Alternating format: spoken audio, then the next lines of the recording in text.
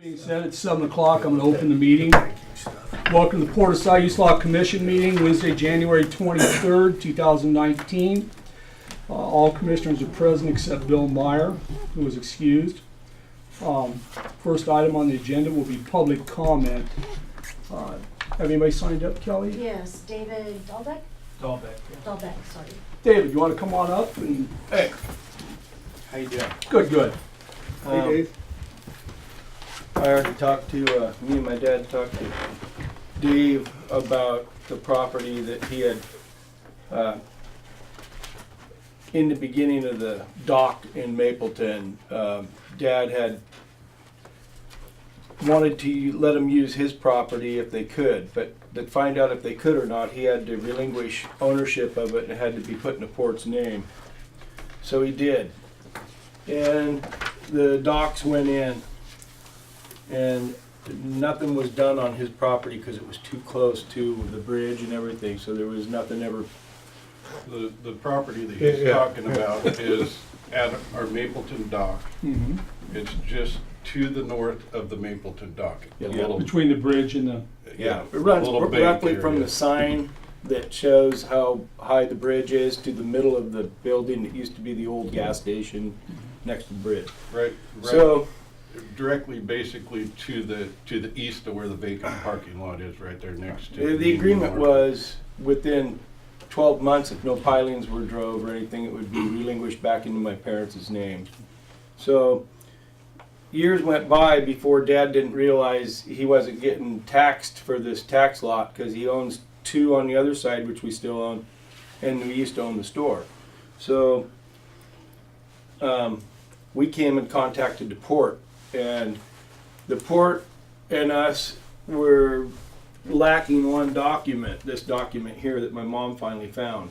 And the last time we went to the port in 2006 even, and you can see this one in 2003, it says that from these documents it appears the Port of Siuslaw did accept your offer and then that it conveyed the lot to the port without any restrictions in the deed.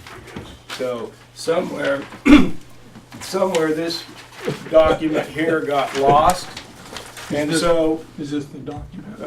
I'm not sure. That document that you guys have, right, I didn't know he was gonna show up. I was gonna put this on the agenda Right. at some point. My dad would be here, but he had a medical procedure yesterday, and he's just not feeling great right now. But I'm speaking on behalf of him. If you need him to come in at any time, No, it's that's fine, that's David. great.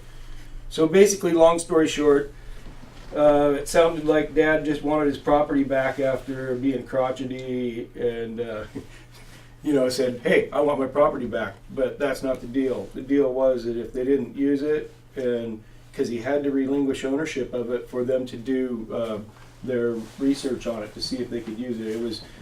There wasn't enough room for them to get their docks in. There wasn't no pull-off place, so ended up two people donated lots below there, and that's where we got the dock and the bathrooms, and it's a better place so people can park, and the wheelchair handicap ramp can be long enough. So that's the story, and we just wanted to get the property back. So we're starting this procedure. So this letter, there's a couple letters referenced in the one you shared with us. Is that 1992? This is When it was conveyed to. this is it. That's, And we don't have a lot of information on this whole transaction here Yeah. at the port at all. I mean, this is basically what we're coming up with. But this is north of where the dock is right yeah, now. they never did use it. It was too close to the bridge. Oh, okay. Too close. No, it's really like right. Between It the bridge sloughs and right the- off. It's basically. It sloughs right off into the river off the road. It's basically unusable property. Yeah. And I don't know if we've already declared that public surplus or not. So we're, by Randy's Market, the road goes right straight down and be right straight where it tees and goes underneath the bridge into our dock. If you were to go next to the road on Randy's property, my Right. dad owns the parking lot that's there. We actually own The one on the left? One on the left, At north, closest yeah. to the bridge. In between that and that building that's Right, there. okay. The structure. We actually own 5 feet from that bridge, from that building. That road's my dad's. So when you turn left to go towards the church, there's a Right. sign there that says how how high the bridge is. Right. Basically, from right there to the middle of that metal building before you get to the bridge Oh. is that property. It lays right there. See, so this is, And the and we couldn't. 96 flood is way up. It's Right. Right. We Down here. couldn't tell It the port to requires go the put it port back to in do our certain name. things in a Dad time just period, assumed and they if it put it doesn't back happen, in his name. you know, But, ownership you know, goes I back. think the taxes were only $8 a year on it. But, I mean, And that's so like it was just cursory glance. basically, he owned this lot and 2 lots there on the other side of the road, which are the lots that this property goes with. I guess they do. And that's have why we a basically picture of want it. to, That's you the know, only one that return I our have property when back I look to for where the property. it needs to be. David, I think, bringing this to our attention, we obviously aren't gonna make any decisions here, but No. this will start the ball rolling. Yeah, that's for what you. I'm here for, is just to get, like Dave said, we need to Here's just Randy's get marker this. right there. You see, what we were Here's our lacking was dog. this one piece of paper. One It sounds piece, like, oh and yeah, here's well, the that rest. wasn't the deal, but no one had anything to back it up on the port side. Somehow the document got lost, you know, who knows That's in how. the picture we have. But my mom found It's that interesting, one, isn't which it? was the copy. So that's where we're at. And it took her 15, 16 years to find it. So that's the story. And in the Do last we- document, it says here, So you're it wanting says a on copy? here, Do we have a copy? What's that? it says, if you should find any other documents that relate to this transaction, please bring them to the attention. We'd gladly consider any other information you can provide. So we were telling our story, which was the copy of the paper you have. I mean, but it was just a story without the paper. But the port didn't have the paper to corroborate what was going on. And everybody there that was there then was gone by the time we tried to chase this down. Has anybody been So- paying taxes on it? Well, the port has. The port doesn't pay tax, though, Well, right? that's deferred.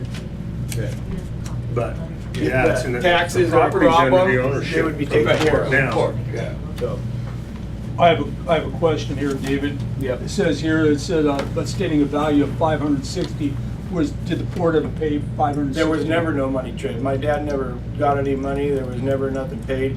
It was He donated gifted. in good faith that Donated. that's where the dock was gonna go. But nobody knew if they could do it. It's not like they said, yes, we can do it. The port said this, they said, we can't go no further unless it's in our name. And then that's when this document was brought up, to where if you do the research and you can't do it, it's gonna be returned to us if there's no pilings drove on it within 12 months. And And that then, was so right. basically, the port dropped the ball and didn't go to escrow and bring the property back to my dad, or we wouldn't be here today. That's the bottom line. I mean, we're not pointing fingers at anybody or nothing, but That it's was been a in long 90 time coming. But to find that one document, because the port didn't have it, was like a wise tale. Because you can see what the. It started in 92 then. Right. The agenda on this last letter was basically that the port decided that Dad gave him the property without any restrictions in the deed, which was not true. But we just couldn't prove it until we found the paper. Well, I think, Mike, I think he's presented the proper paperwork. We need to contact our attorney. I do have a question on the Well, disposition of public lands. It's a matter of how we're gonna do The it. process now is that is port property. We would have to declare it public surplus in order to do anything with it.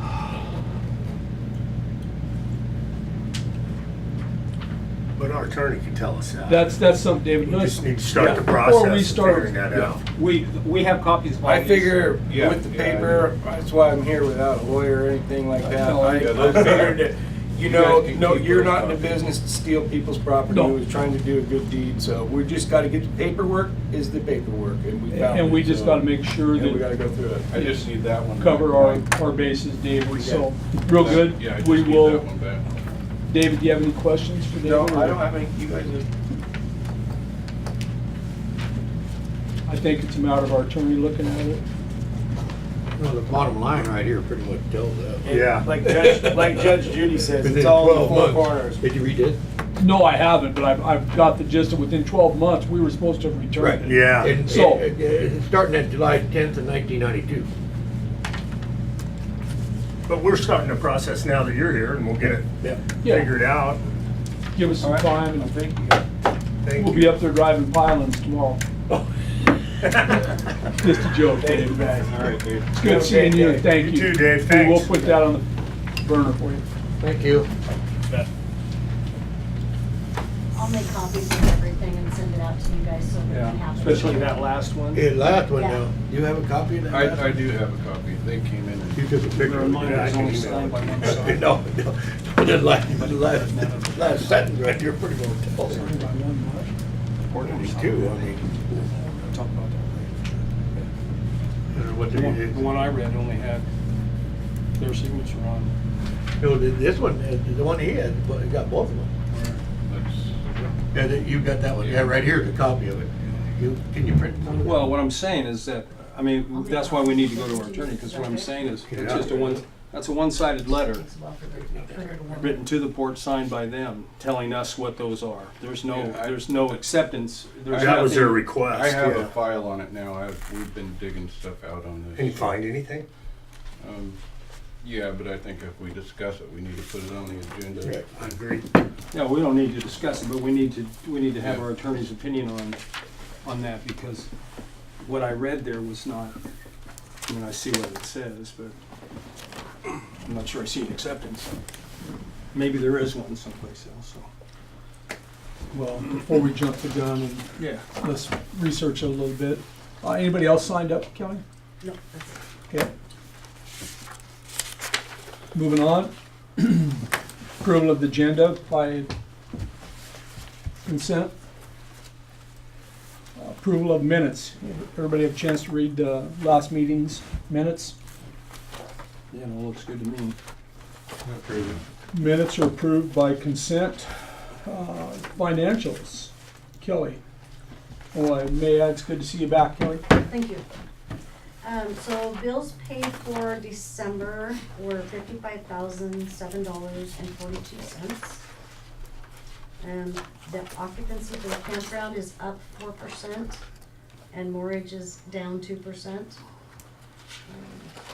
We have a lot more people staying here this winter, well, not a lot, but more staying this winter than we normally have had. I wanted to bring up that we received our FEMA payment for 75% of the total bills that we have out there now. And you could see that on, we submitted $117,286.93. They paid 75% of that.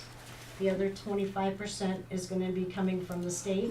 And that paperwork has been sent in. Ted Worth will be here tomorrow. He's from Business Oregon and the state DAS. And we're gonna go over the paperwork and it'll all be submitted. There's a few bills that haven't come in yet, like the rock that's been put back there. So I'm expecting a few straggling bills to come in, but we're getting our payment. And you'll see that on the financials in January, because that's when it was deposited.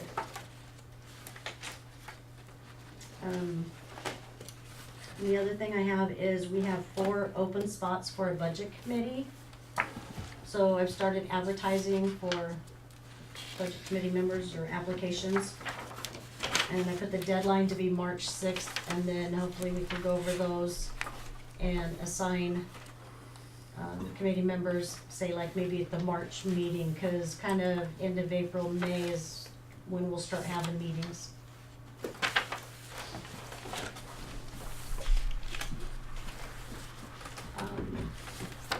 Any questions? Yeah, I got a question. Okay. When we were, David, myself, and Terry were out here talking to Jack Aiken, the engineer. Now, he was saying that we will get reimbursed 100%, 75 or 25 from FEMA for the extra rock and everything. Now, when is that gonna happen? I mean, Jack said it was in a process. It will not be, this project will not be final until the plannings are done and everything's done that we, to our liking. So, I mean, you were saying, I mean, but The paperwork, I have all the original signatures and everything, and Ted Worth is gonna be looking at that tomorrow. I've already scanned them and sent them, to Mr. Sale, and who is forwarding that information to DAS. okay. So it might be a week, 2 weeks, and we should be getting that other 25%. But for that rock that they brought in to finish, Right, okay, go ahead. I don't have that bill yet. Okay, and we shouldn't have that bill because Jack was saying it will not be finalized until he does the plantings down there too, which he will not do when it's high water. Yeah. So I don't know, I don't understand when it's gonna be finalized. This is, Beach grass, what? No, I'm sure there's some native, Some native vegetation. Native vegetation we you gotta need to plant. along and that- the bottom area there still. right. And he said as long as that is open, he told you and myself, Yeah. as long as that is open, that he will place some rock and everything, and it will not cost the Port of Siuslaw anything, is what my understanding Yeah, was. no, the Right. Port of Siuslaw, is 100% funded on this Funded. project. So it will not be a final billing, then, the No, way I understand. No. We've still got some more bills that are gonna be coming in, and those will get submitted as I get them, Right, but there's still some construction work gotta be done too. whatever needs to be Right. done. There's more construction work that needs to be done on it? The planning Well, I mean, other than the planting of Right. the, yeah. what about the extra rocks? Go ahead. That We were out there quite a while, yeah. we decided to place some more rock up around the toe between our property and Don Saxon's property With that pile of rocks that was out there? with that pile of rock that was out there, Or it is out there? that is out there. It's still there. Okay, so that's all part of the project then? Yes, that is. It will be part of the project and it will be finished up to, as far as we can, underneath that toe slope right there, talking to Jack the other day, and to our property, because we are way short of our property and there's enough rock in there. I said, you don't have to build anymore. We talked to him, at least protect that toe right there and go as far as we can to our property. Towards Saxon's? That's correct. Because To we the didn't east. take it all the way, we didn't Not all. take it, the project didn't go as We planned, moved the full project distance. down. Okay. So David. you're gonna take that rock and fill don't it? say we, No, Yeah. no. Okay, we but- didn't do anything. Okay. Okay, so our engineer made the decision to do that without discussing it with the board, is that correct? I just That wanna is- hear that, yes or no? That's Okay. correct. I don't like that. I just want to go on record as saying that's not right. And I don't care if he's the engineer or not. I'd like to know, does FEMA have any kind of an inspector? Do they have anybody that comes out and checks his work, or is he the one that does it? Just- I'm not sure. I think so. I really. I'd really like to. Eventually, Business I'd like to Oregon, know Ted- that. Ted Worth will be here tomorrow from I- Business Oregon to look at the project. Okay. The concern I have, and I thought about that, Craig, is if he puts that rock where we talked about the other day, and I was there with you, it's not being done per engineered specifications. So if that toe should wash out, we have nothing to fall back on. We asked him to put that rock there. We don't have an engineer sitting there saying, well, I'm the one that engineered this. Does that make sense? Yeah, no, I understand that, but he's the engineer of record, and he, you know, let me put it this way. He can change whatever he wants to, Terry, on that site, you know that. Yes. You know that. And he wasn't gonna do anything, but we talked to him, and you left, and Dave and myself talked to him out there, because we were just concerned about that rock that's being there. And we said, can you just place that in underneath that toe right there? And I walked out there again today, you can see that toe is gonna slope off there. You can see it already cracking. It's gonna happen. So, It's not on our property. oh, it is. Yeah, I walked out again today. No, we didn't finish, he didn't finish from there, from the end of the project to the east, Mhm. and he was gonna put it underneath that slope right there, and have those guys do all that, you know, without fabric and everything, and he said he didn't have a problem with that, and he would be able to get that funded. To be able to get it funded, Well, it'd be underneath his contract. Yeah. That's what he said. they were paid to right? do that. To do the whole thing? Yes. Yeah, there were. That And- was in the bid. Generally, any engineer you work for, if there's a reduction in cost. Not just, oh, we aren't gonna do that, so you get paid for it, but we aren't gonna do it. My problem with it is, Craig, and I want you to understand, if he goes in and puts that in there without fabric, it's not per engineering specs. If he's gonna do it, he needs to put the fabric in as well. Because if it's put in there without an engineering spec, say that toe washes out, first thing Saxon's gonna say is, well, you put that rock in there without fabric. But it's on our property. If it causes damage to his property, we put it in unengineered. That's why he didn't take our. Well, I think you guys need to get your attorneys and get a hold of Acton then. Because that's why he didn't take it. there's- clear That's to the only way it's bottom. gonna be solved, right now. I think you really need to go out there and talk to him, man to man, like you say you don't like him, it's on record, No, it's We- definitely on record. okay? And that's why- We tried. and I to agree take- with we- you. we tried to take care of the whole situation the other day, And that's fine. okay? So, But Craig, I'm what I'm done with saying, it then, I mean, you guys take care of it then. well, I'm just saying, after I left that meeting with you the other day, I left that meeting and I said, you guys handle it. But you have to understand, the reason he didn't want to dig that toe is for Saxon. If we go ahead and do that now and don't do it correctly, then we're liable for any damage. Well, no, I understand that, Okay? but why didn't you say that when we were out there? I wasn't there. I left, remember? Yeah, but you were sitting there and we were saying we were gonna put that rock I know, in and there. I told you, I simply just said right now, after we left that meeting, I started thinking, it's one thing to put that rock in there, but it's not done. We have nobody to stand on. If Saxon should come back and say, your rock caused my damage because it wasn't put in to engineering specifications, we're liable for it. Okay, And that's what I'm fine. saying, Craig. No, I'm not no, trying no, to cause no, a conflict. Okay, Terry, I'm not gonna argue with you at all. Okay, 'Cause I I'm think- gonna tell you one thing. okay. He is the engineer of record, and that's where he decided, he told me that's where he decided to start, and that's where he decided to stop, and that's it. So we can eat that rock, or you can sue him, or you can take him up to court, or whatever. Because that's where, I mean, we just tried to solve the whole I problem. think what. He's I'll not do- gonna, he's not gonna go any further, he doesn't wanna dig anymore. I think we need to set up a work session with our engineer, and so we can all talk to him, because this. No, no, I'm done with it, I've talked to him. I spent 2 hours out there talking to him, and Terry was out there too. I think you guys need to, I Well, think then I you guys need to need then, because you're confusing me, because my understanding was the project was to go clear to the property line, the east property line, period. Now it's not there. Now I'm hearing we're gonna put rock in it. Is that correct or not? He said he was gonna take that rock and just put it underneath that slope right there for the erosion. Okay, so that means that we're gonna connect to that to their east property, or not? At the time, when Terry and Craig came back there, the project was complete. That was, Leaving that strip? that rock was rock that was above and beyond. They brought back a lot more rock than what they were supposed to. So that is our rock that we can use for whatever we feel like we want to use it for, landscaping projects, whatever. When Terry and Craig went back there and talked with the engineer, they asked Hold it, him, hold it. Terry and Craig didn't go back there and talk to the Yeah. engineer. well, you guys showed Craig, up. I left as soon as he showed up. I said, I'm good. It's exactly right, Craig, right?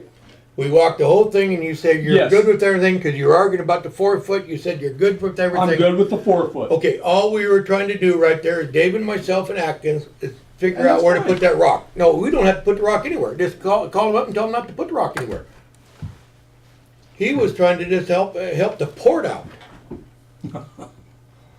Oh, I know. I see where you're at. Okay, but Don't get me wrong. No, I see where you're at. But I think you and I are on the same page there. But on the other hand, Craig, my only point to you is after I left, after talking with you, I went back on. I started thinking, if you put that rock in there, why didn't you come back and talk? I spent another hour and a half out there trying to solve this good whole for problem. you. I didn't. I Yeah. didn't have that time. Because to come you back. said you said you wouldn't want to talk to him. You didn't want I to don't talk to want him to to. begin with. I didn't. Yeah, but Okay. I think That's we regardless, should that's all between be me and him. satisfied with what happened, and this is all new to me. I mean, Well, this is new to me. I went out there today, yesterday afternoon, and we got a big pile of rocks. So I'm assuming the reason we have those rocks is because the project wasn't taken the full distance. No, that's He not- just miscalculated. Is that correct? That's correct.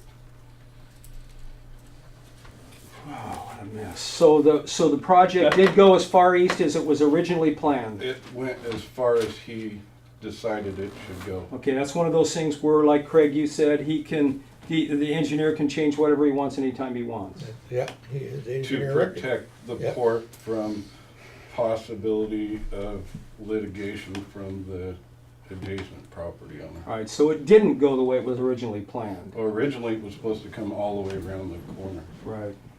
before the property line, Yeah, see, those Before are the just, property line adjustment. yes. yeah. Well, we need to have a work session. I agree.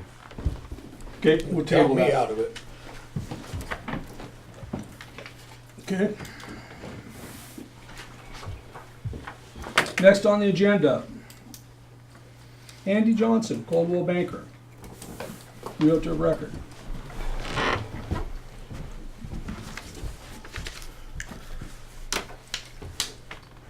I don't have a whole lot to report as far as any changes.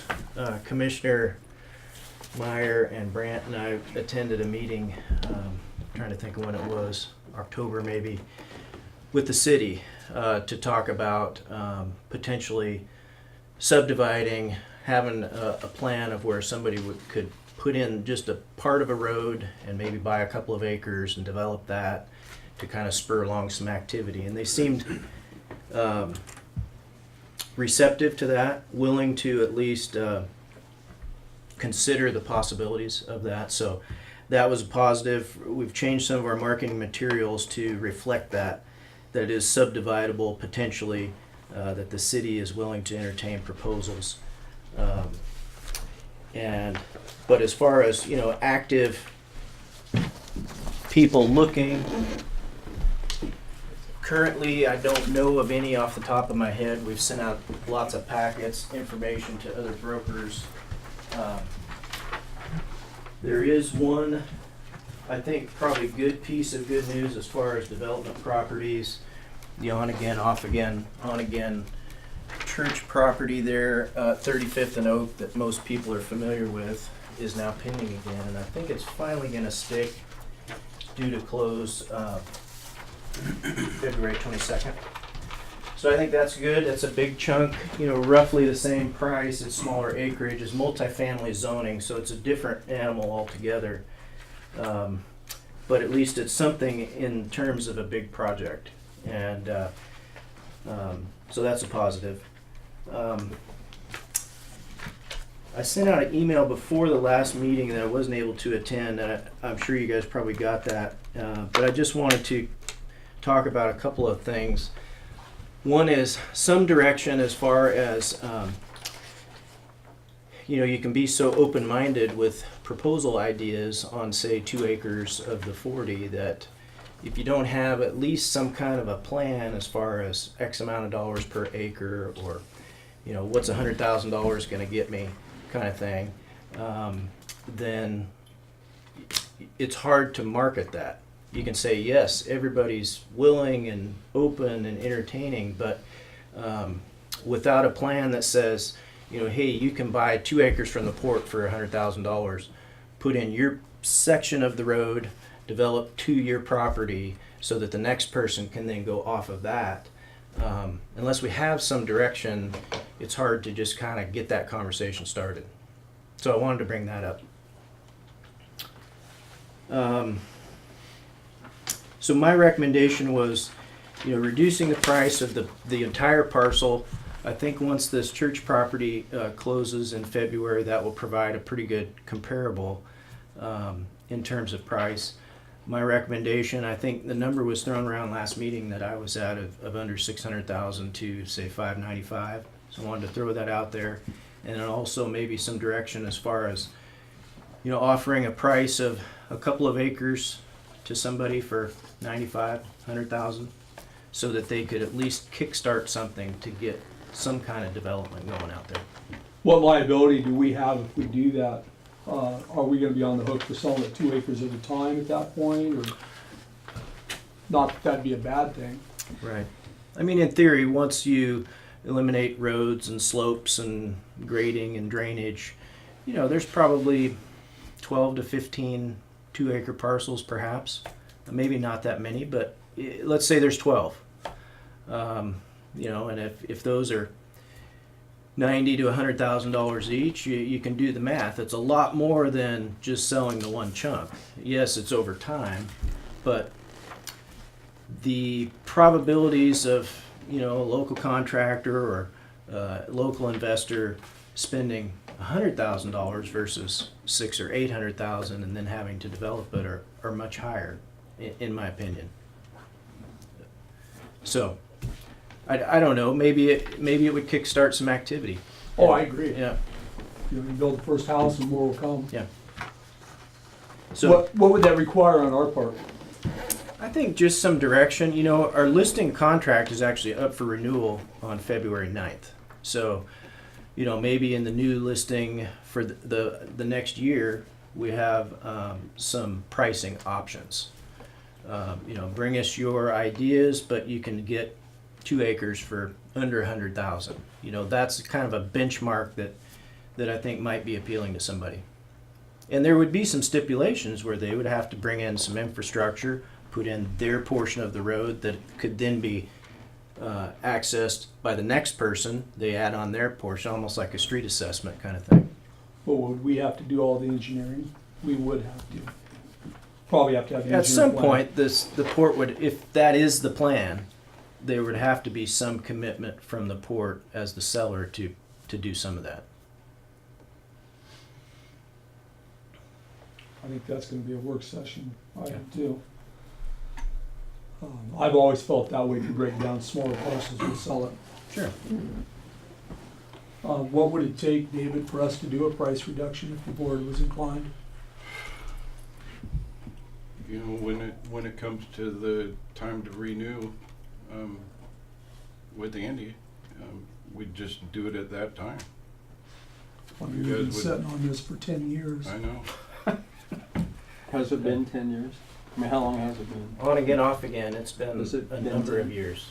Yeah. It's all at 10, I think, somewhere in there. I think You know, you're right. Andy, I'd like you to be thinking about, I know we're gonna renew it, we're gonna talk about renewing again, but I'd kinda like to, I don't know anything about real estate.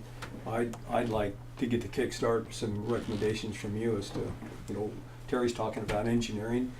I mean, what our potential responsibility would be in what you're talking about, handling, you know, doing it the way you're talking. Sure. And because I'd like to just have some recommendation and let's get on with it. I don't know anything about 2 acres here and 2 acres there and 10 there. You know, if we just need a plan, someone to tell us, you know, what seems appropriate. Typically, those types of plans or a proposed layout would be drawn by, you know, somebody like Gene Wabi or. You mean to draw it out on the 38 acres? Well, That- to maybe make a tentative plan that says, here's a good 2 acre site based on topography, Okay. here's another one, here's where the roads would go, drainage, that kind of thing. Because that's not my area of expertise. No, I understand that. But I could certainly look into. It'd be kind of like here. This is what you need to do to get to here. Mhm. Because I mean, that's if we've got to have maps drawn out, then we need to get them done, and you know we need to start moving towards that. If it's been 10 years or in that neighborhood and we're not getting anything, Well, I think the port would realize more money. by Even with selling the it cost smaller of, parcels. even with the cost of paying for engineering and even doing maybe an approach or something if we had to. Mhm. Well, I don't think 2 acre site will work. It's gonna have to be 5 because there's a 100-foot setback all the way around that is what they're telling us at the city. So it's gonna have to be 5 acres anyhow, minimum with the drainage and the setbacks on it. Why- We had that meeting. Craig, why, I don't know. I don't know, Wendy was saying, wasn't that Wendy? The windy, yeah. Yeah, it's gonna be a 100-foot setback, From the airport? you know, on all the property, wasn't it? I didn't, if that was Yeah. the number, I didn't get Yeah. that. I'm pretty sure she said that because of the commercial property, for the drainage and everything. Yeah, I'm pretty sure she I'd said have that. Bill might remember, but I know that's what she said. That's why we were talking about the minimum of 5 acre sites at that point. Well, it's a simple plan there, Craig. We gotta go to the city and see what they would take. They may not take 2 acre sites. I don't think it was. They may take 5 acre sites. But there again, you'd have 6 5 acre sites that are gonna be worth 150 apiece. Right. You know, so there's 900 that we could realize instead of trying to beat our head Well, against the you wall. stop and think 2 acre site, by the time you take the road out and setbacks and drainage and everything, it's about the size of this building for commercial, on 2 acres. You know, if you have a 100-foot setback. I don't follow, I've never heard I of a don't 100 think foot there's setback. 100 foot, like if you were So gonna you build better a- go talk to Well, them. it could be, I've never heard of it, Craig, that's all I'm Yeah, saying. Any of you heard of 100? I have just never heard of it, so it very well could be, I'm not gonna dispute that. But until we find out, there's no reason to argue it. Any questions for Andy? Craig Z? We just need some kind of plan. We're throwing a lot of things around and none of us are property development people. I mean, Right.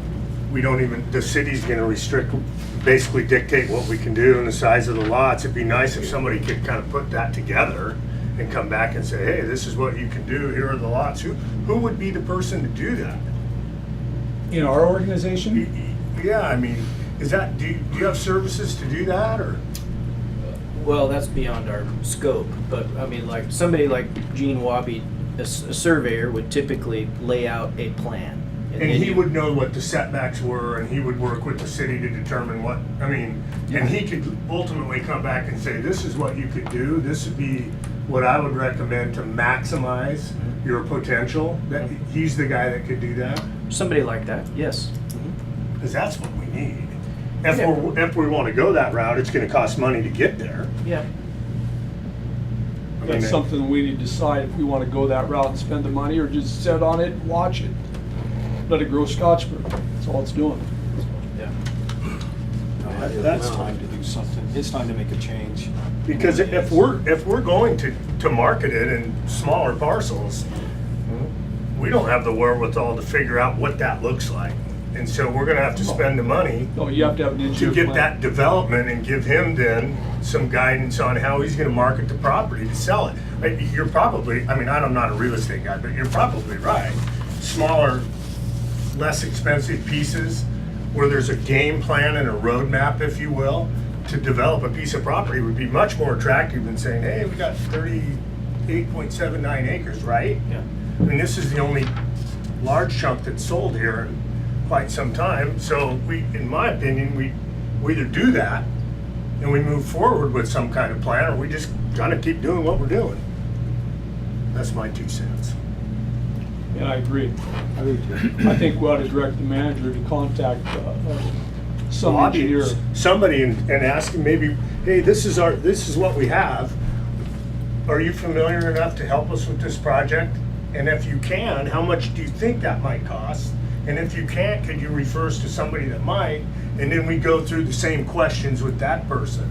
Otherwise, we're just not ever moving down the, Nope, you're right. We're that just make beating our sense? head against the wall, hoping someone's gonna come through with a big wad of cash. yeah, we kind of hope Andy can do it. Can't you do it all? Just But it's get ahold not- of Wendy. it's She not- was in the same thing and she told us exactly what it is. Wendy understands what the property is. I mean, From the city and start with there and forget about talking to Wabi and everybody. Go to the city and ask them what the requirements Or are. maybe that's part of Wabi's service, that he can communicate with the municipality to let us. We gotta pay Wabi. Just go to I Wendy. I don't know, But but Wendy's not gonna give us a plan. She- No, but she had it drawn up when right there when we were talking. We spent 2 hours with the lady. Mhm. Yeah, she's pretty smart at what's going on with the whole thing. But And this- she will tell you the setbacks and everything. And she said 5 acre lots would be the best. But the city is not gonna do a proposal on behalf of No, the I understand that. No, No, no, I we don't. understand that. We don't. But Dave can go to Wendy and figure it out. If we don't wanna do anything, we'll sit on the damn thing. Come June, it doesn't matter anyhow, because then you gotta have new commissioners anyway. and I think in fairness to you, we keep asking you to come Start back all and over we don't give you any guidance. It's kind of I feel like maybe we're wasting some of your time. I appreciate you coming and all of that, but we It's need all to figure part out of what the we're gonna process. do Yeah. and give him the tools to work with, in my opinion. Let's give it Bill and you and Wendy go, see, and take Andy with you again, then you're involved in the whole thing. Andy, I think that's our best bet. Sure. We're gonna start over, we're at least gonna approach Wendy and then maybe some sort of consultant. whether it be a surveyor or, Yeah, I can certainly help, you know, make some calls and try to get some estimates and, you know, general ideas. You have the zoning ordinances, the setbacks, and here's what you can do, and a topography, you know, here's where the roads might go. I can certainly at least be in on the conversation with them. I mean, that's part of the duty. the beauty of that property is it's all sand. It can look any way we You can want it push to. it and move it, and, yeah. So, real good. Thank Okay. you. All right, Thank thank you. Appreciate it, Andy. Thanks. Next on the agenda will be the continued discussions on the blue storage buildings by Manager Huntington. Okay. That last conversation on the SeaWorld project kind of threw me off a little bit here. And I'm thinking that we really need to have a work session to, you know, discuss a few of these projects that are ongoing a little bit further. I'm gonna need a little direction on your guys' part as far as, you know, what we want to prioritize, maybe a goal setting session in some way, because there's a lot of stuff that we could be doing that we've put off and kind of put on the back burner, and it would help myself and staff a lot if we could, you know, maybe have some kind of session like that where we can sit down and talk about some of this stuff,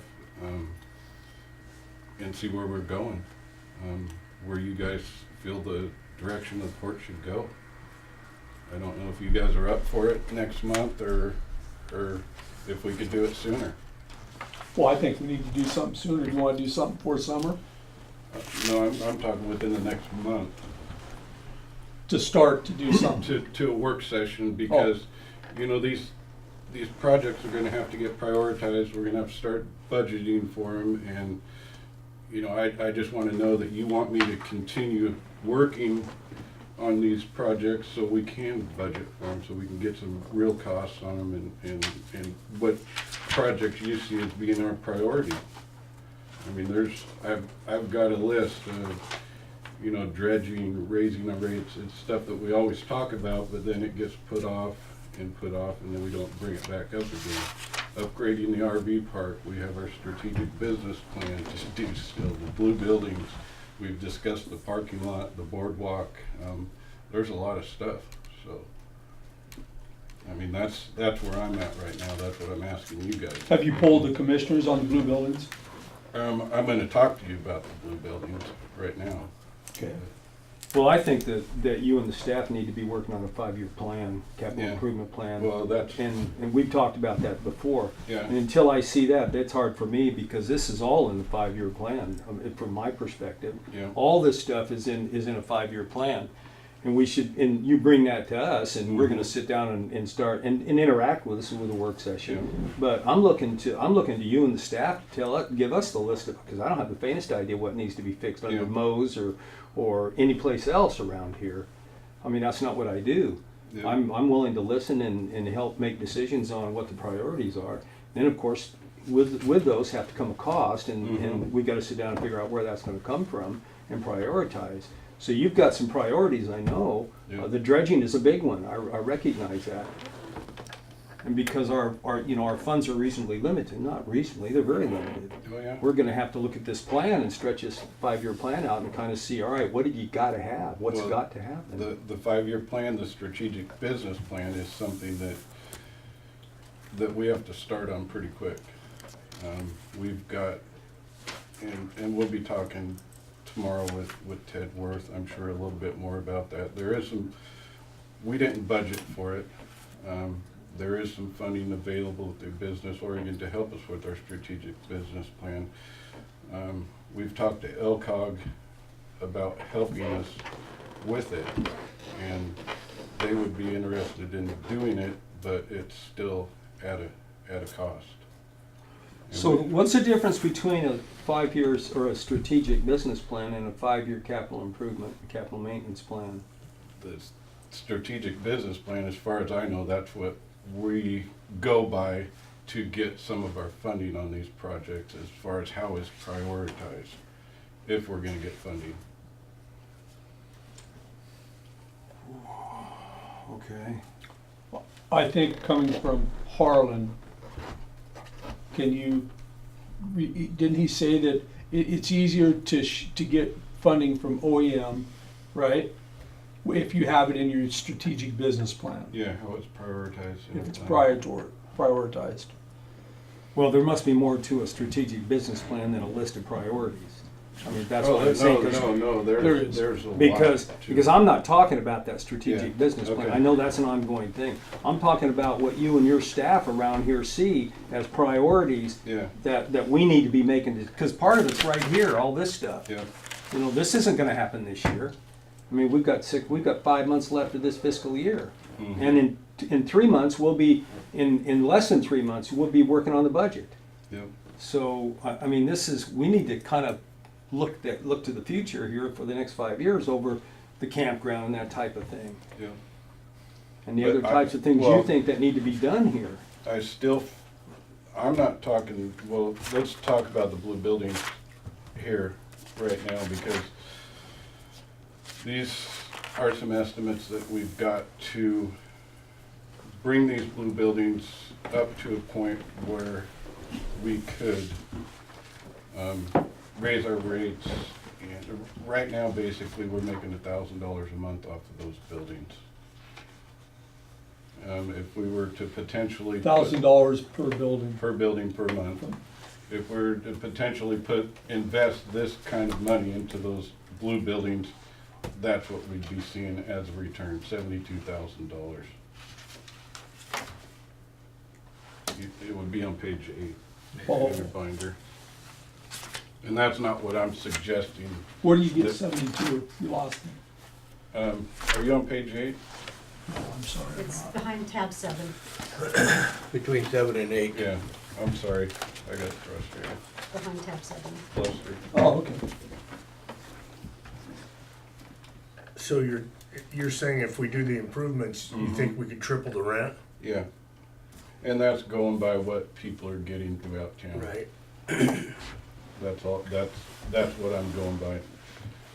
The costs that I'm giving you are for the roof, to do the concrete floors, and to put roll-up doors, to bring them to the condition that other people, are getting with their units. So in the beginning, when I started on it, I thought it would be a little bit better than that, but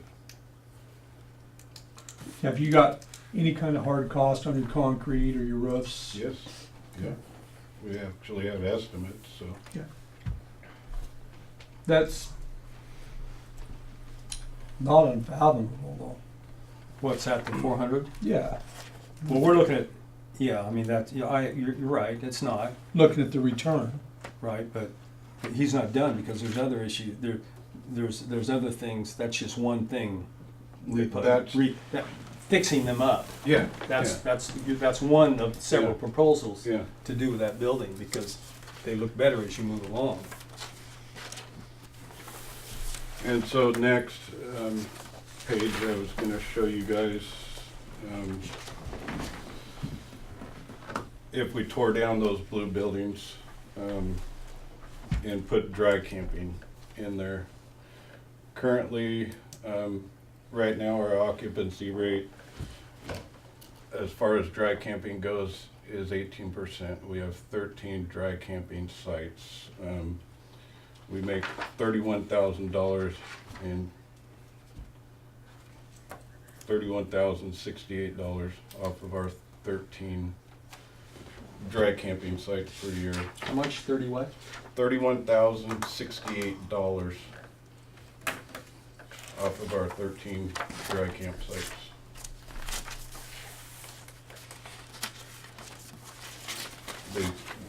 Each campsite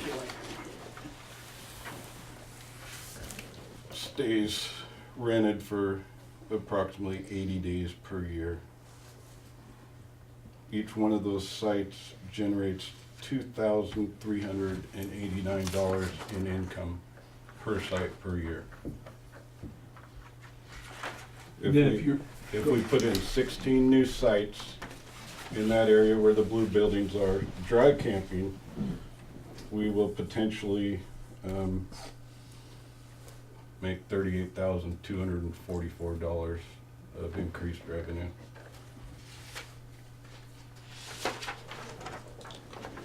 Now, if you go to the next page, it shows our occupancy rate for our water and electric sites. We have 23 water and electric sites. Our occupancy rate is 42%. Those sites stay rented at approximately 155 days per year, each site. They generate $106,753 in revenue every year. That's just water and electricity. That's Obviously, your just- next one That's is just sewer. water and electric. How many do we have now, David? I'm sorry. There's 23 Okay. water and electric sites. That's this one. And so each site generates $4,641 a year per site. Yeah. 16, if we had 16 new sites, our income that we would generate would be $74,256 in increased revenue. The next one is our full-service sites. Our occupancy rate for our full-service sites is 52.4%.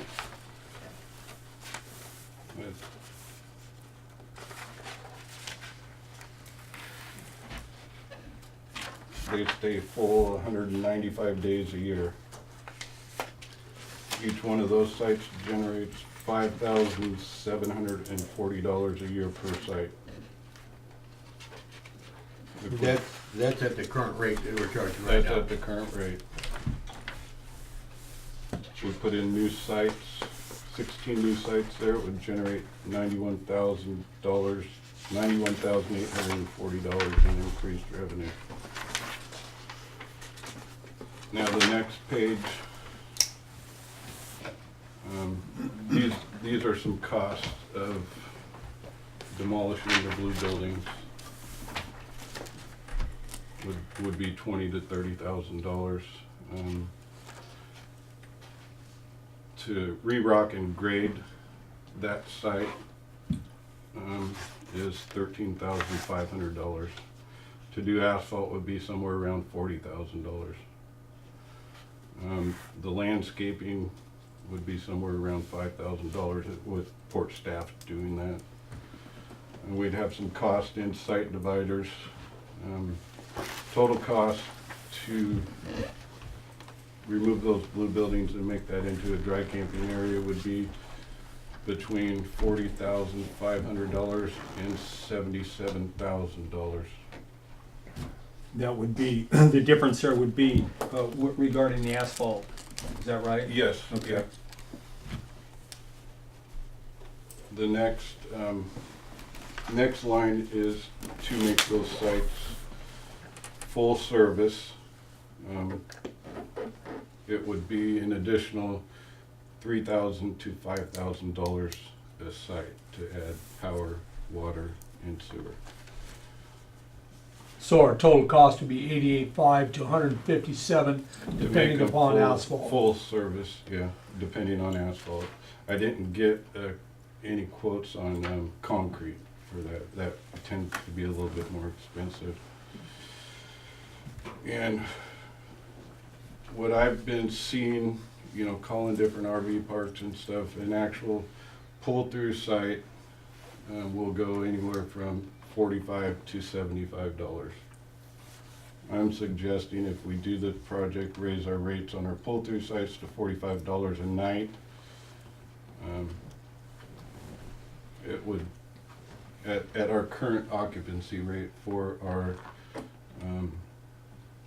full-service sites, our potential revenue is gonna be about $140,000 per year. That'd be for all of them, That including. would be for all of those sites.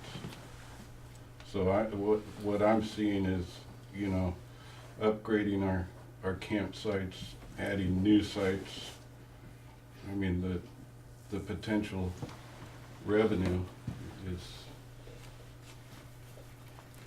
This 140,400 is this for those 16 new sites? that would be for those 16 new Right. sites. I mean, that's, Yeah. by going off of our actual numbers that, you know, that are in our budgets. I mean, that's what our actual occupancy rate is for full-service sites. And then, you know, back here, it's just kind of showing, you know, what our pull-through sites may look like, some of the utilities, and that's gonna show what kind of vehicles that are coming these days. It's not just the little campers and stuff anymore. I mean, these are big units, and we don't have enough room. Well, just by looking at it right here, potential income of the new buildings was spending, what, 406,000 to 72,000 annual compared to 140,000 annual by tearing them down. I mean, when you look at the numbers, I agree. No, I mean, you didn't look at it. I'll agree with you, Craig. Once. Well, let's think about, I mean, what are the constant costs are going to be there or increase with the full service? our utilities, Because this You is know, gross. yes, Okay. yes. All these numbers Yeah. are gross. We're not gonna have power there wouldn't be There- power in the blue buildings, would there? There is power in the blue buildings, but no, that price that I gave you was not including running some power in the blue buildings. Would we, Oh, okay, you're talking about renovating the blue buildings. Yeah. we'd have more maintenance costs with buildings, wouldn't we, Eventually, yeah, we Yeah. will, sure. over time? People bumping into them, running into them, get all kinds of stuff. Well, see, the thing about those blue buildings, I mean, to get it up to where you're gonna need some money, and this is my opinion, is you're gonna have to wall it off, because right now, I mean, you can just walk up and down, there's only one space that's got a wall, I think, and Yeah. that's the one that, the two organizations have bought at one time, was the sheriff and the state police. That's the only one with power, correct? Yep. Yeah, and the rest of them are all vacant, and I mean, people just walk around in between whatever you wanna do. And you're in water half the time this much, but, you know, that's my opinion, so. So, Dave, on this sheet, Mhm. I'm just a little bit confused. Okay. It has total cost of dry campsites, 40,500 to 77,000. Yeah. That's That's if all we did was tore down the blue buildings, graded and gravelled, that's the low price. If we came in and graded and then actually asphalted the sites, would, And then the full service sites would cost an additional 88.5 to 157 above and beyond the number here, or you're saying? no, that's for 16 sites, that number is right there. Okay, And- so to do full service sites would be 88.5 to 157, Mhm. bottom line. Yeah. Dry camp 4,500 to 77,000, right? No, when you, go ahead. It's not in addition. No, Okay, just wanted to make sure. When you say pull through sites, do we cut the sites in half then, number of sites? we could get 16 sites in there. And, okay, and then how many sites would you get on, say, dry camping? Dry camping, right now, we have No, With- that we would gain, the same, they would still be pulled through. 16 sites. We dry did- camp. We design them as pull-through sites in hopes that eventually we would put in utilities. Do we use those buildings for anything? Yes, we use half of, basically, Half of one of them? one of those buildings for maintenance, for all your equipment. So if we in our took the shop. buildings out, how would we find a replacement building? I mean, what would we do there? Well, we may have to. Use this one. We may have, or we may have to downsize this and keep a portion of one of those buildings. Kind of a and- combination and of, maybe put in 12 sites out there. Dave actually commented to me that would be better off to tear one blue building down the site on the river. Now we got 8 sites on the river, you know, and leave the one blue building up, and that would be a wind barrier for the campground existing. It's a hell of a wind barrier, I bet, yeah. so. And that way we aren't jumping in whole hog. So would there'd be some outlay to do the upgrades to one of the buildings, Yep. right? If we did a combination of keep one of the buildings and tear one down and develop that. And the beauty of that is if we tore them both down, then we're gonna have to put the maintenance staff somewhere. So there's gonna be outlay in that. I wonder, I don't know, but there's quite a bit, so I'm gonna assume that the cost of $406,000 to do the upgrades on these buildings would be cut in half if we kept one. Yep. I mean, what if we tore them both down and just put up a newer building that meets our needs? I don't know now with the new FEMA map that came out, if we would ever be able to build there again. Those two blue buildings are in the floodplain. This blue building, for some reason, is not. Really? I just wondered, Makes no sense. we can That's pay to true. repair an old building, or, I don't know, I just was thinking that if we don't need that whole building, Well, we could tear half of it We down. would need half of it. The way they're built, we could section off, put a wall up and tear the other half down. so it'd be $100,000 to upgrade it roughly, if we kept half of one building. Yeah. I mean, that's pretty simple math, but. And I don't know, at that point, with it not being such a huge project, if staff couldn't help a little bit Yeah, more sure. on that. The only thing I was gonna comment on is I think you put a cost of removal at 20. Mhm. There'll be someone that'll take the buildings. And I thought about For that too. nothing. There may be somebody just come take those for free, if not pay us. Yes, they ought to be put on public surplus for bid. People will buy I mean, them. there's some good Timber. bones to those buildings, that's for sure, on the inside. Well, you can strap out the roofs. I mean, Yeah. there's value to them, and then the trusses and the posts. And my point is, instead of spending 20,000 to have them removed, I think we're gonna get that done fairly reasonable. Yeah. You can go out there and do it with your crew, can't you? I don't know about that. Maybe I didn't hear you, but these pictures, the images you have, are these from somewhere else? Yeah, that, the pull-through site that you see, that's actually from the new RV park that they put down at, right between Coos Bay and Charleston, Empire. They put that new RV park right there at Empire. You know how much they get a night for those? Yeah, they're getting $75 for. a 85 full on the river. Yeah, 45 is a little cheap, isn't it? and they're gravel. It's time. Yeah, they're all It gravel. is. Yeah. I'd rather make the same money and rent, than lease or rent less of them out. Well, 'Cause we they will must come. consider that the people that pay taxes in this district generally aren't out here renting from us. No. Yeah, So we might as well No. raise the rates a little bit to get the money. that's true. But that's why I'm thinking we need to have some kind of work session, so these things that have been on our mind, so we can talk about a little bit more, and maybe, we can start budgeting for Yeah, something I'm like ready. this, for this RV. Is there any room in our budget now to do that? Not today. It would be next, In our capital maintenance? No, there's nothing in that capital. Just to tear them maintenance. down? Look at it again.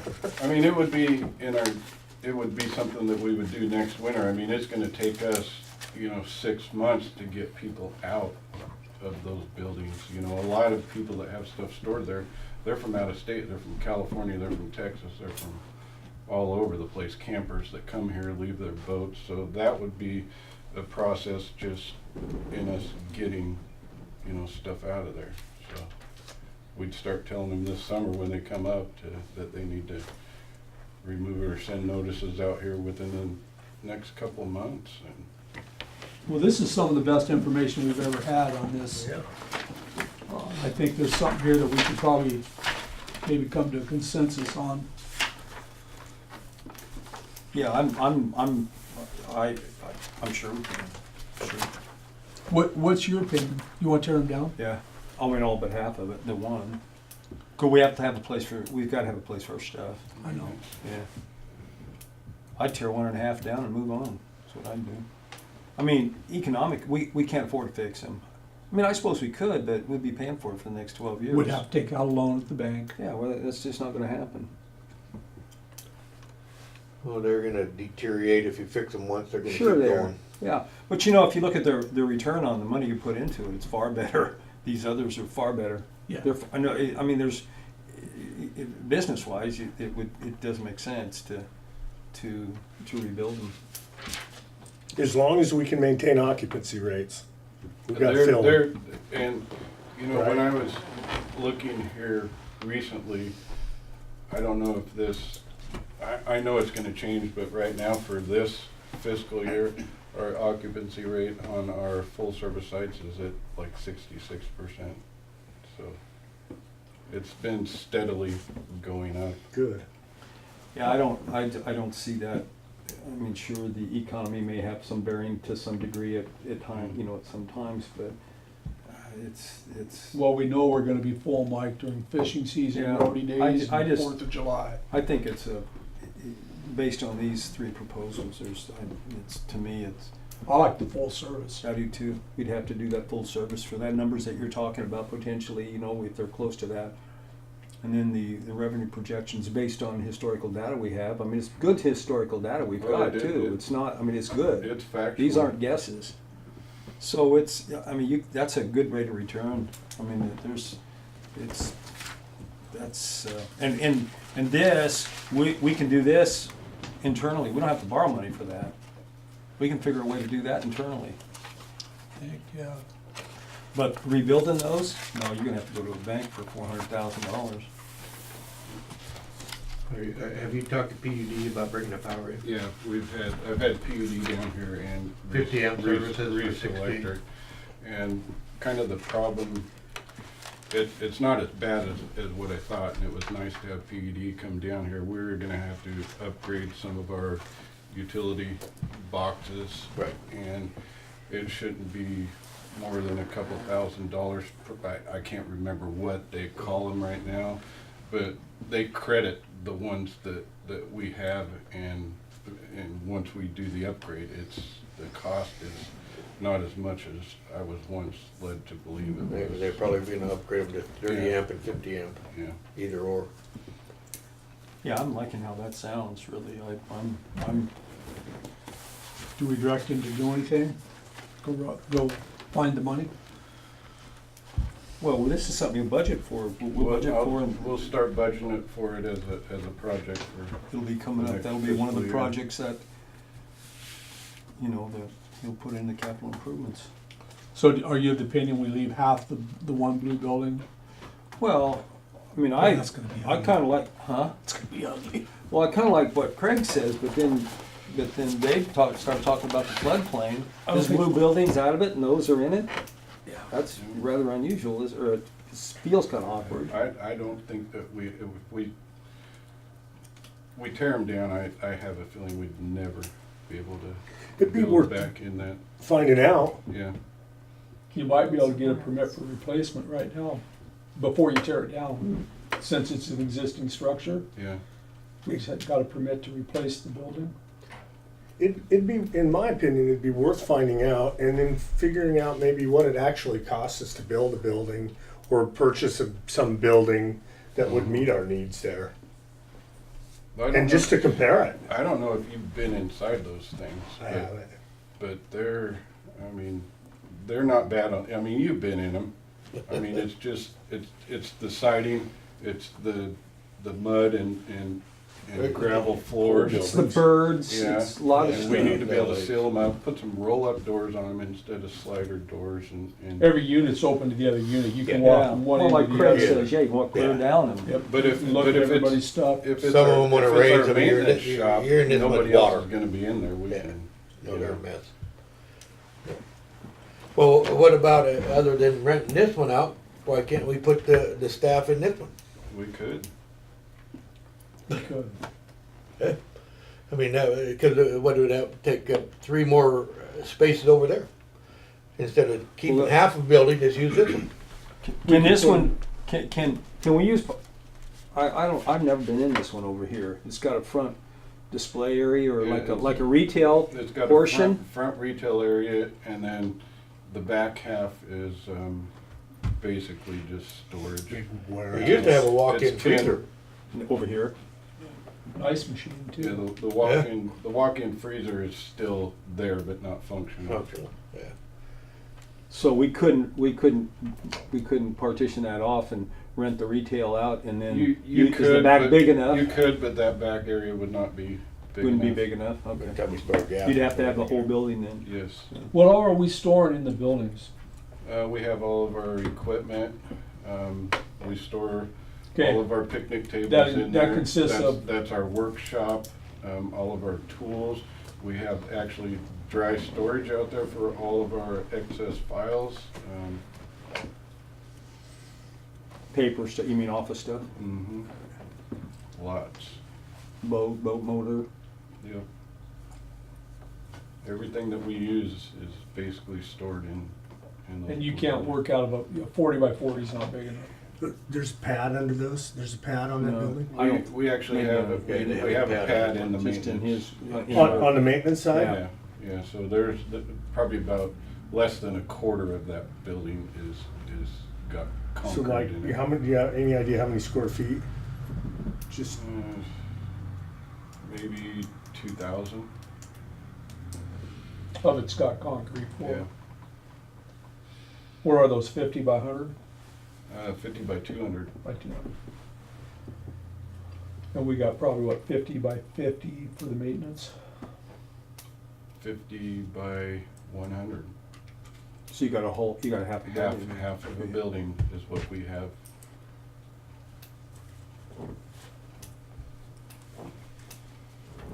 Well, regardless of which way we do it, I think would be penny something pound foolish if we don't do everything full meal deal. Why, unless or just do it dry camping, just no improvements, put some boards out there, you know. But I think if you're gonna do it, you're gonna attract those people, you better put services in. Yeah. Well, I think based on these numbers, we we could finance that ourselves. And I think we can find that, Yes. you know, in this next budget. I mean, I really believe that. If that's the numbers we're talking about with the full service hookups, that's how many, I don't know, I forget how many, it was 13, 16 more? Potentially 16. But that's all of, it's all of them gone. Yeah. And The that's an maintenance shed and everything And gone. that's an increase in a little over 91,000, hypothetically, $91,000 a year by adding those. Yeah, Well, that's for a cost of approximately 140. Mhm.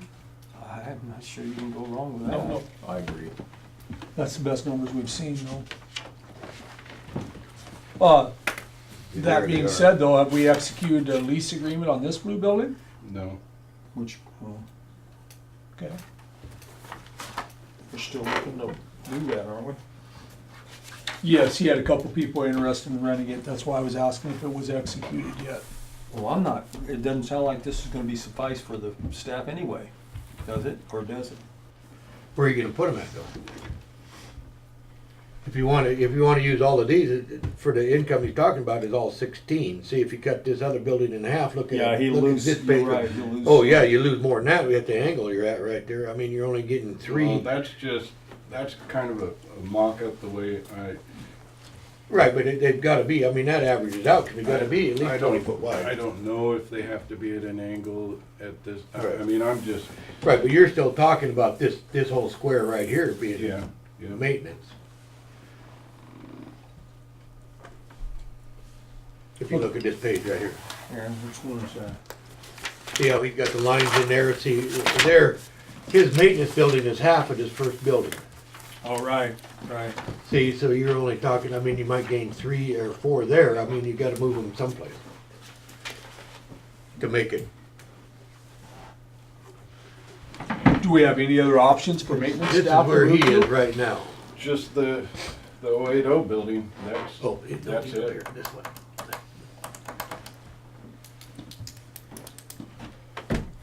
You guys have a And I'm sure we'd have to do some serious remodel or revamping of that building to make it some kind of a maintenance shop, because I don't know what we do with the front part of it, really. There's not gonna be enough room in the back part. We basically have to open that whole building up.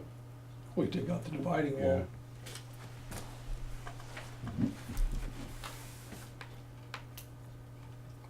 We'll I'd say come back to us Okay, next month with some alternatives to what we're, you know, the roadblocks we're running to right now, a place to go. What Craig's talking about, how many would we lose if we gave up 100 feet of that shop over there? Or that one of those blue buildings. Recalculate the numbers. okay. They should, I mean, I'm guessing that they should still look good, but Yeah, I think that maybe you could do a little work on determining for sure how many spots we can get into Yeah. those spaces over there, giving up 50 by 100 feet. yeah. I don't know if an option right now would be to, you know, talk possibly with a planner and have him come up with maybe some kind of drawing, or, you know, do something that Well, you got a drawing right there. Yeah, All I you gotta know. do I is tell mean, us how that's- much you need. that If you need 50 by 100, we just cut that many spaces out. So what don't we keep picnic tables and stuff in there? yeah, we have 106 picnic tables. You figure we gotta have some place to put those during the winter time, and they're stacked in there pretty, you know, they're not just throughout. We stack them, and we have our forklift, we have our tractor, we have we got a lot of stuff. We have 2 pickups that we keep inside. Well, in fact, you Trailers, even have a little bit on both buildings. Yeah. And the other one too, and then the south building is where. I don't know why it would hurt. I mean, I don't know why we shouldn't have him get some help to get that drawn up and calculated and figured I out. agree. I mean, that's, Yeah. I don't see it. So if I can kind of contact a planner and possibly talk to him, have him come up with some drawing or some plans or something like that. I think the same planner might be able to help you with the Pacific View. Yeah, I mean, Yeah, there's you know some what- turn radiuses there you gotta be cautious of, you Yeah. know, for your sites. yeah. I don't know. You know what's- They'll tell you. You know what's in the budget, Dave. Yeah. You know where to find it. That's. you Well, I just see the potential with these RV sites. I mean. Well, obviously we do too, listening to you and And- seeing the numbers you're and I putting think together. Other ports, you know, they're spending a lot bigger money than we are right now, upgrading their facilities and putting in sites and stuff. Yeah, I'm sure they are. Well, they we're might looking have at, a few dollars that we don't have available, but this is within our reach Yeah. to do something like this. we're either gonna spend money to rebuild them or replace them. I think we need to Yeah, you're might right. as well spend the money towards the good instead of throwing good after bad. Well, it's the return on the money that we're putting into it is significantly different. Well, we've Damn. got good money out of these buildings because we haven't put Oh, a no, dime that's into right. But Not since we've the also had 70s. people, you know, it wasn't that long ago, somebody was complaining about the droppings. And I don't mean just the droppings, but I'm talking about the health issue. Yeah. There's lots of different things that it's time to do it, or, you know, we can wait for them to blow down on us, but then we're really gonna be liable. I have to wonder if they actually built those buildings. I guess they did build them for commercial storage back when we had a commercial fleet, Yeah. is what it was probably intended for. Okay, I think that's the direction we'd like to go, is have you find a planner to lay that out. Okay. You come back with us with, good, you know, just kind of information in reference to numbers and cost and whatever. Okay. Next on the agenda, are you done with that, Dave? You good? Yeah, I wanted to kind of save this parking thing for another time, maybe in a work session, When you don't have the newspaper here? if that's all right. Is that all right? That's fine. Okay. All right. Can I ask one question, just in general, about our property? We were unable to build anywhere else on our property because of floodplain, is that what you're thinking? Yeah, I'm not sure. There was a new, the new map that came out puts Do a we- lot of this. Do we have space to build? In other words, I'm just wondering, before we leave this topic, we have those buildings there, which we could turn into multiple sites. Would it be possible, if we're going to keep a maintenance building or maybe build a maintenance building, to put it somewhere else so we can maximize the number of sites in that particular area? Well, it doesn't make sense to put your maintenance right in the middle of your campground. I agree with you. You're right. I'm just wondering, I'm looking at the map and I'm not familiar enough with our assets to know, what. The place we got is But right here, right back if here. we and could that's not very wipe big. all that out and use that for space and take the money we're gonna spend to rebuild some of this in the space that we could utilize and generate income on and put it somewhere else. How big is this right behind the office here? Behind back here. I mean, I'm just saying, It's a good point. the picnic tables, you got a lot of picnic tables. Is that something that you can literally put under Tarp. a roof and you lock them up and you don't need walls? I mean, I'm just looking at it. If it were my property, I'd be going, okay, these are outdoor picnic tables. Maybe I can put them under a canopy and chain them all up, and that's great. And then spend money on a 4-walled structure that my crew needs that we can store, and Lockables. somewhere else other than right here in the middle of where we want to generate income. I just don't know enough about. You're on the right track. I agree with you. I mean, I think it's a matter of finding that spot. I think we need a smaller maintenance building that we can lock up. We don't need to put the forklift inside. We don't need to put the pickup inside. They need to be undercover, okay. But that's a heck of a lot cheaper than. Yeah, like an building a- implement shed almost kind of thing. And then have a smaller building where you need indoor. I mean, rather than just, I'm just thinking, I don't know. I agree with you 100%. I don't know how they do, but I hate to it's throw almost twist a waste in of it. space to put them inside the picnic tables. Kind of, especially if we're gonna have to build space. But if we could somehow move that building away from here, I think, in the long run, you can see the numbers, what it's gonna do. If we eliminate 4 or 5 spots, that's some income. Yeah. It would pay for itself maybe. I don't know. I was just, before we went away, Yeah. I kind of wanted to just mention that. Is there any way you could research that, David, to see what we have back here for property? Yeah.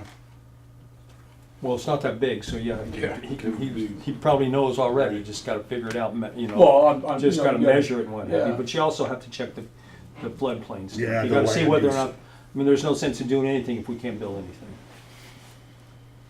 I don't know who you go to for that, but that's your job, Okay. thank goodness. I do. Okay, well, there's a guy right there you can talk to. Okay. Next on the agenda, we're gonna skip number 8, we're gonna go to number 9. We're going to choose a banking facility from the following in no particular order: U.S. Bank, Washington Federal, Oregon Pacific Bank, Umpqua Bank, or Banner Bank. And with that, I'd like to first get a report from the manager. Okay. Kelly has kind of been spearheading this project with the banks, and what we've run into initially was fees on credit cards that we've been charged. We're paying, I think, approximately $20,000 a year just in credit card fees, somewhere It averages out right around. in there. Yes. And now, apparently, government entities are able to pass on those charges to the customer. And so we've been trying to figure out if some of these banks are capable, with one transaction, of passing on these charges to the customer. And if it had to be 2 transactions, it would be really hard on staff.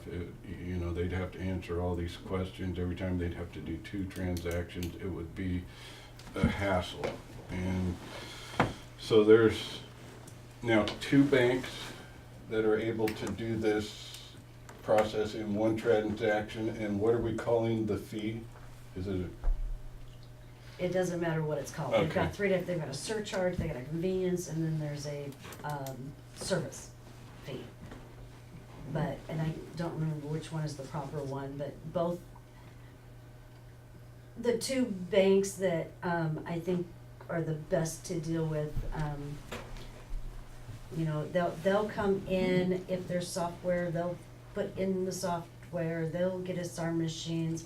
One bank is only gonna charge $100 to swap out the machines per machine, we have 5. And the other one's just gonna wipe that out completely. No charge for software, no charge for setup. And you can see that paper, it should be behind tab 9, mine ended up behind tab 10.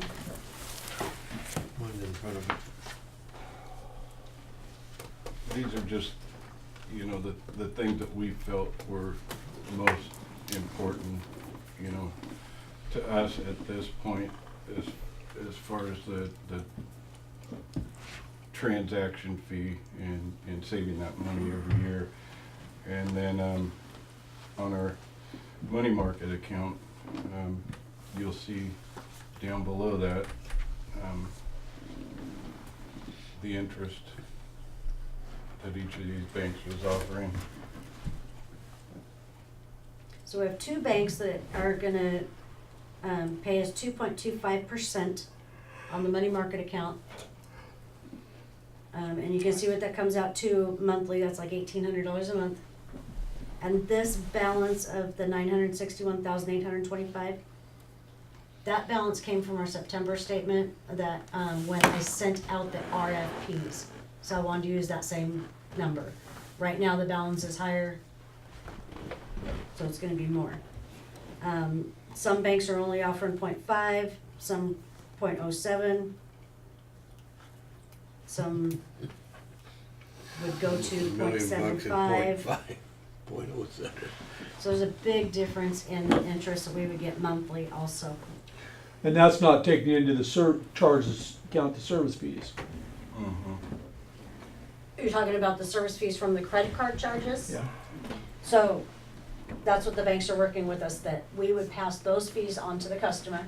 So we'd be saving those fees, and we're also getting more interest back on our accounts.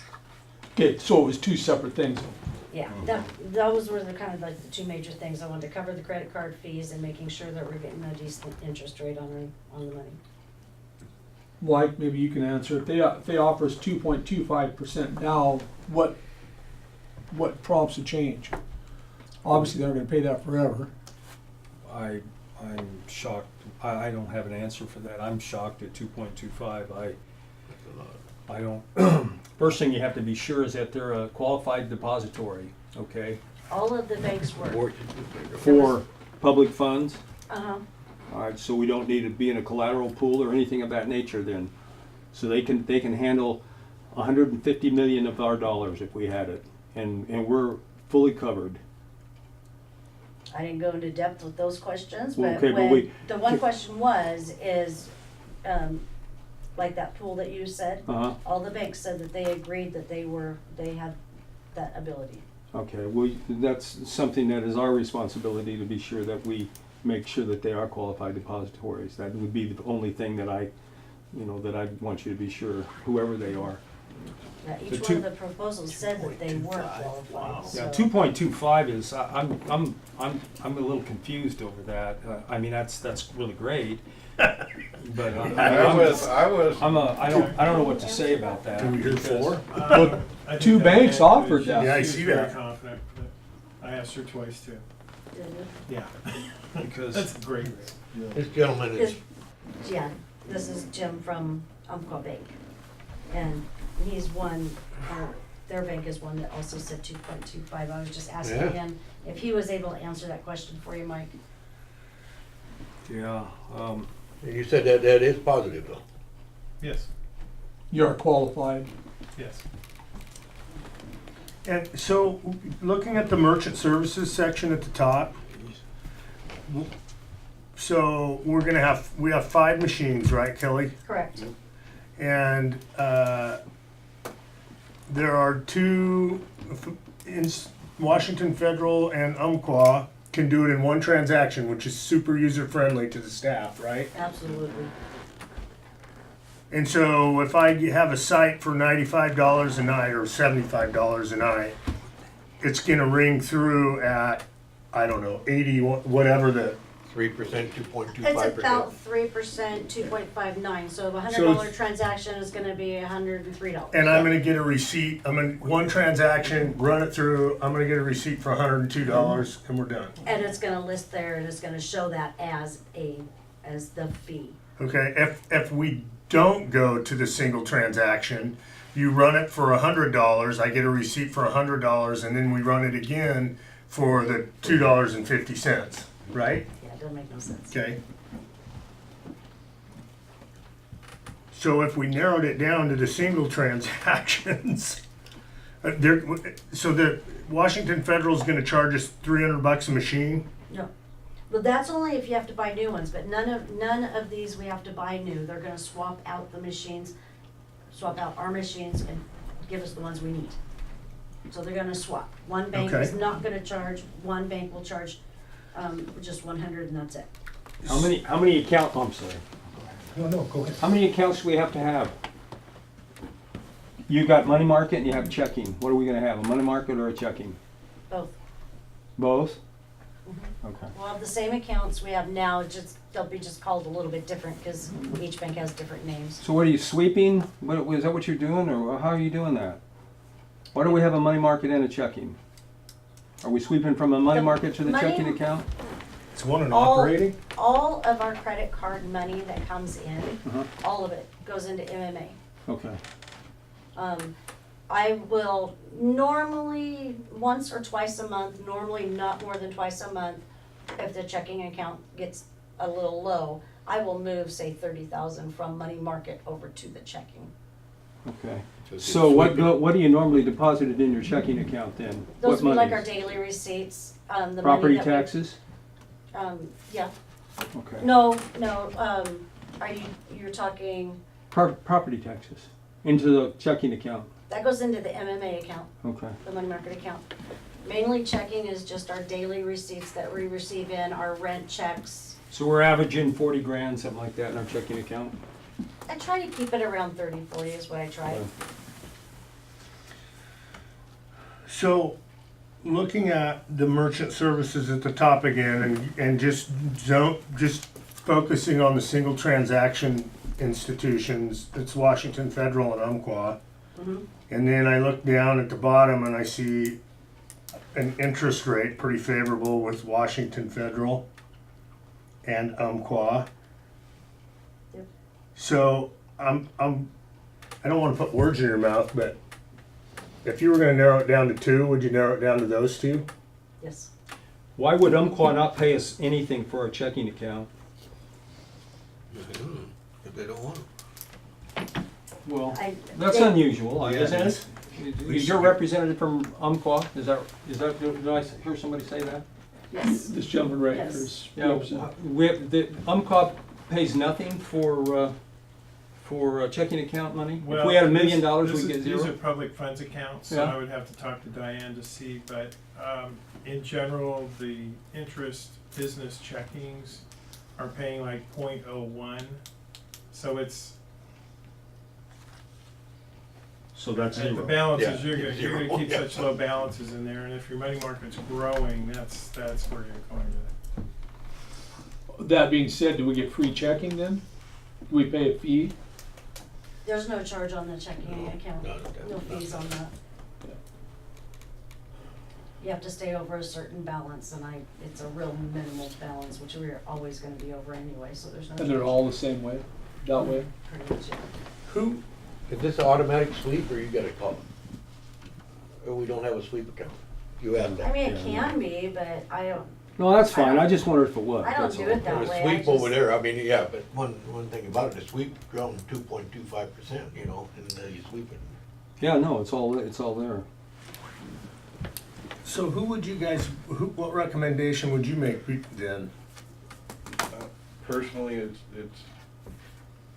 you know, with what we're seeing is Umpqua or Washington Federal. I mean, I can't distinguish between the two of them, really. I mean, they both have come and met with us and Who do we use now?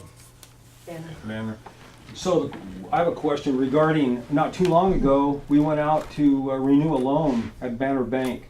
Did we get proposals from these other banks?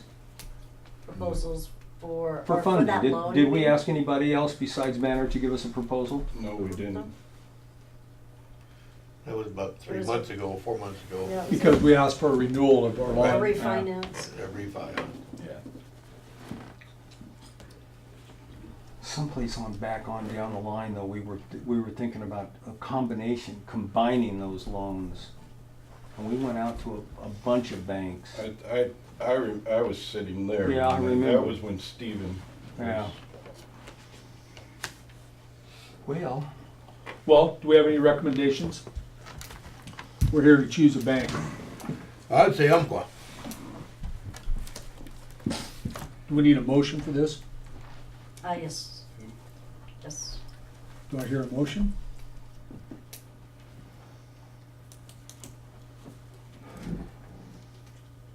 Mike, do you have a motion? Craig, do you have a motion?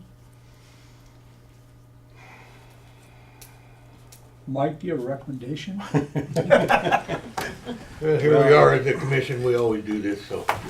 well, maybe not always, it just, So, so basically, we're looking at Washington Federal and Umpqua. Are there any differences regarding any fees that they could assess to us? Is there any, make It's- one better than the other? It's so minimal. I mean, like, Washington Federal right at the moment does not have a coin counting machine, which is kind of important in the summertime to us, but what they do is they will take our coin, take it to US Bank. They have a contract with US Bank to run the coin, and it comes back. You know, and they're also in the talks of getting one. You know, and there's a small difference there. You know, It's a Washington difference. Federal We're is looking for one. gonna charge $100 to swap our machines. And Umpqua's not gonna charge anything to swap our machines. There's just real minimal, and it's just a here and there back and forth, so both of them I think would be really great. They were great to work with, they were Johnny on the spot, they came down, they visited. Well, I think they all have been. Where's, I'm sorry, but where is the building at? Umpqua, Yeah. it's right up at the top of the hill. Phil's. Right Used across to be the Phil Sawshop. A minute, oh, yeah. yeah. Used to be, Yeah, Yeah, I know what Yeah. you're saying now. So be Lane Umpqua's not County gonna charge us Bank. anything Lane to County swap Bank out the they did. machines. Mhm. Okay. That comes No, off of they my said that budget. they're not going to, And Washington Federal is? $100 a machine. Yeah. How important is compatibility to Hercules? It's important, Yeah. and both Umpqua and Washington Federal. I see that, that's why I'm asking. Yeah, it's very important. You know, I'm having I mean, I'm struggling because, I mean, it looks like a good deal. The 2.25 really bothers me, only to the extent that it feels like a carrot. And there's no guarantee of anything that I'm aware of for any length of time. And so, and What is that rate based on? yeah, I mean, that's it- an incredible rate. I mean, that may be higher than the state pool rate. I must. If you I'm look gonna at buy it, that may be retirement, higher than yeah. the state What the pool heck? rate. The pool That's what rate goes there.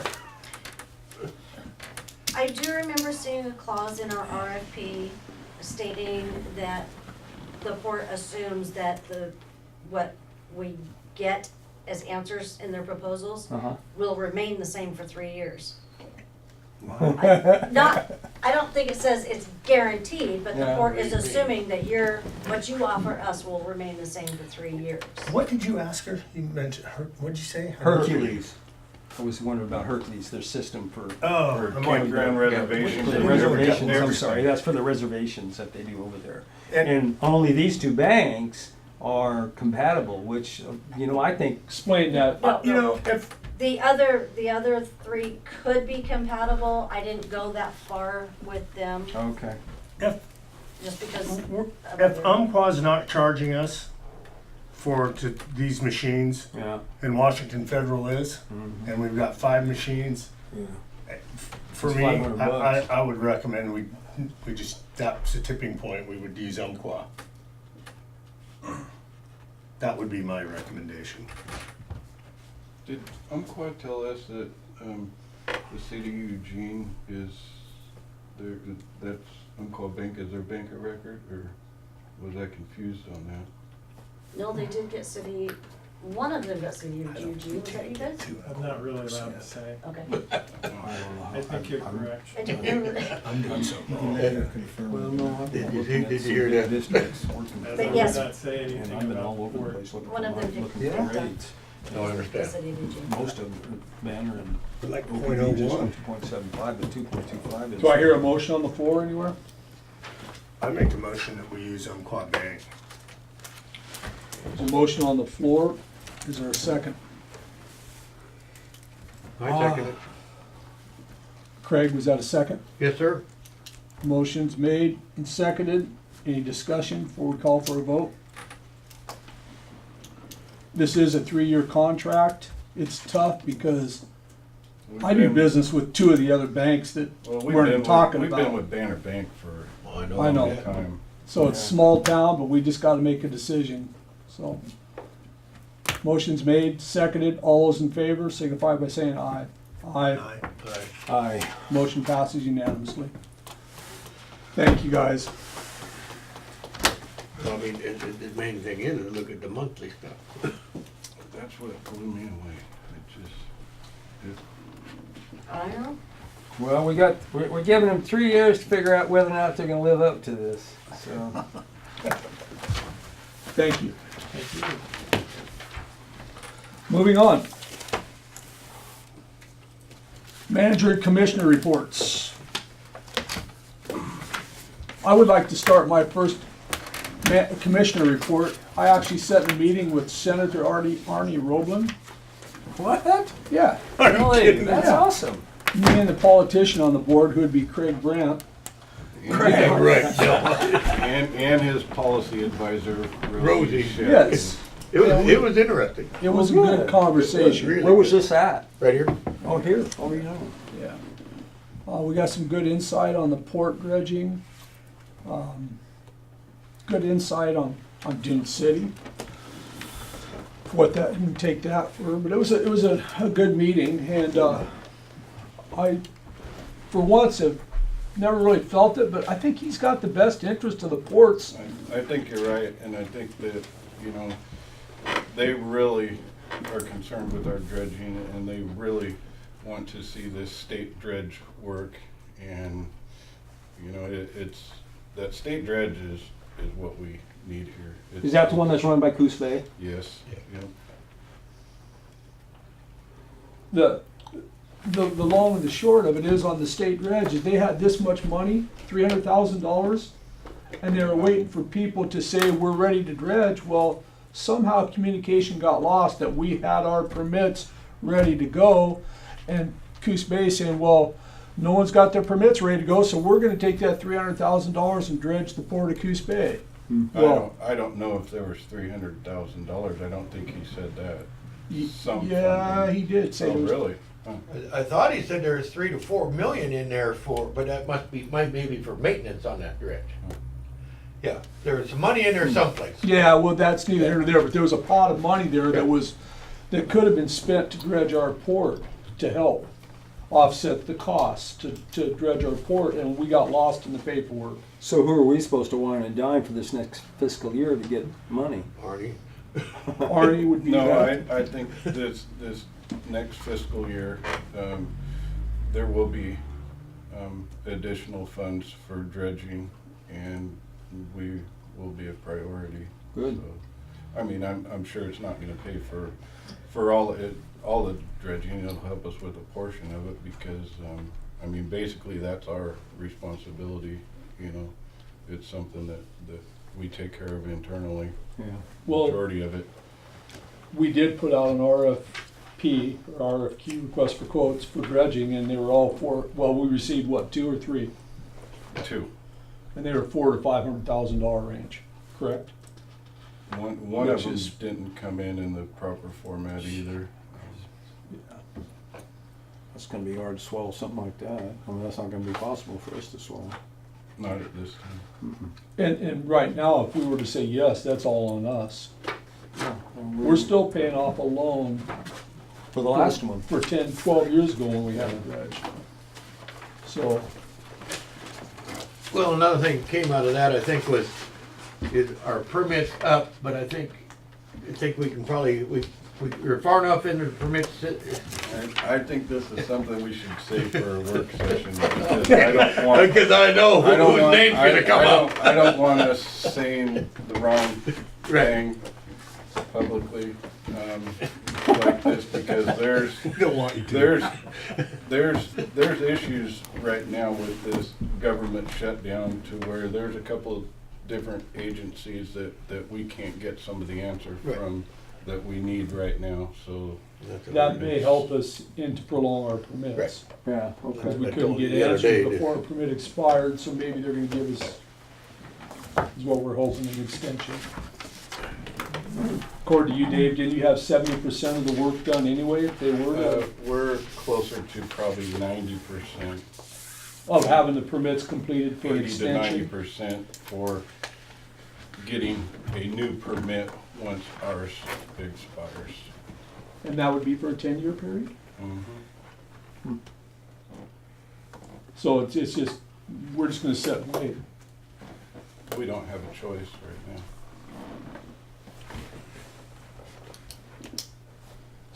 Anybody else reports? Mm-mm. Craig, Nope, I'm good. David? No, we basically covered it all. So Good night, very productive. that being said, any further words for the manager? He's got a few walking orders after tonight. Yep. So that being said, I'll close the meeting. Thank you.